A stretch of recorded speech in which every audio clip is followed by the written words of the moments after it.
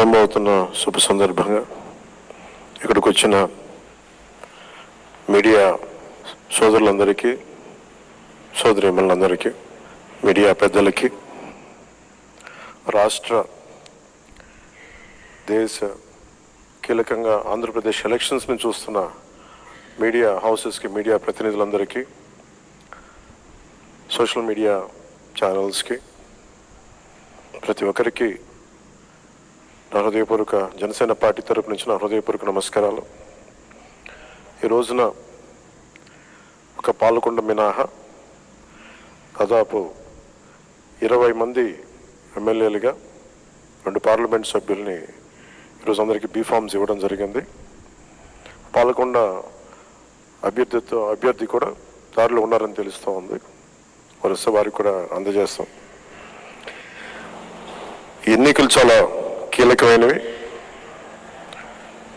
ఈ NDA alliance కూడా 2019 మేము రిజల్ట్స్ తర్వాత నుంచి చాలా కీలకంగా పనిచేసి ఒత్తిళ్లను ఎదుర్కొని రాష్ట్రం సుభిక్షంగా ఉండాలి, ఓటు చీలకుండా ఉండాలి, ఈ అవినీతి పాలన, దుష్ట పాలన అంతమొందించాలి అని ఒక దృఢమైన సంకల్పంతో ఈ రోజున ఎన్డీఏ అలయన్స్ని ఫామ్ చేసాం. మా బాధ్యత ముందు నుంచి మేము చెప్తా ఉన్నది పొలిటికల్ అకౌంటబిలిటీ. ప్రజలకి మేము జవాబుదారీతనం వహిస్తాం. దాంట్లో భాగంగానే మా ఎమ్మెల్యే అభ్యర్థులందరికీ, మా ఎంపీ అభ్యర్థులందరికీ మేము రాష్ట్ర ప్రజలకి ఈ ప్రతిజ్ఞ చేస్తున్నాం. 3 కాలాల ప్రకృతి ఆశీస్సులతో, తరగని సహజ వనరులతో, సుదీర్ఘ సాగర తీరంతో సకల సంపదలకు నిలవైనది ఆంధ్రప్రదేశ్.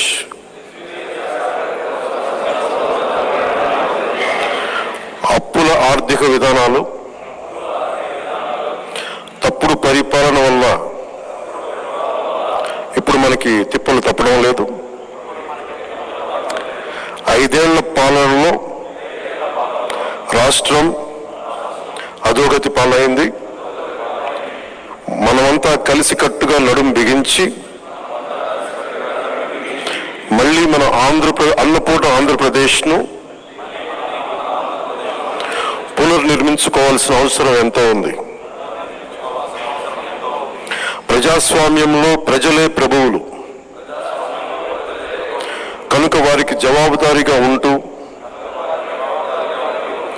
పారదర్శక పాలనను అందించాల్సిన కర్తవ్యం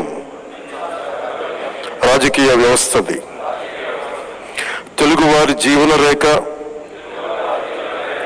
పోలవరం పూర్తి, నదుల అనుసంధానం, సామాజిక న్యాయం, యువతకు విద్యా ఉద్యోగ అవకాశాలు,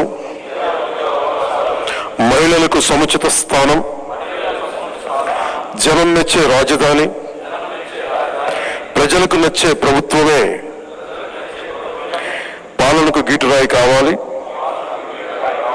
మన లక్ష్యమైన ప్రతి చేతికి పని, ప్రతి చేనుకు నీరు అందించడం ద్వారా వలసలు, పస్తులు లేని వికసిత ఆంధ్రప్రదేశ్ ఆవిష్కరణకు భూమిక సిద్ధం చేయటమే మనందరి ఉమ్మడి బాధ్యత.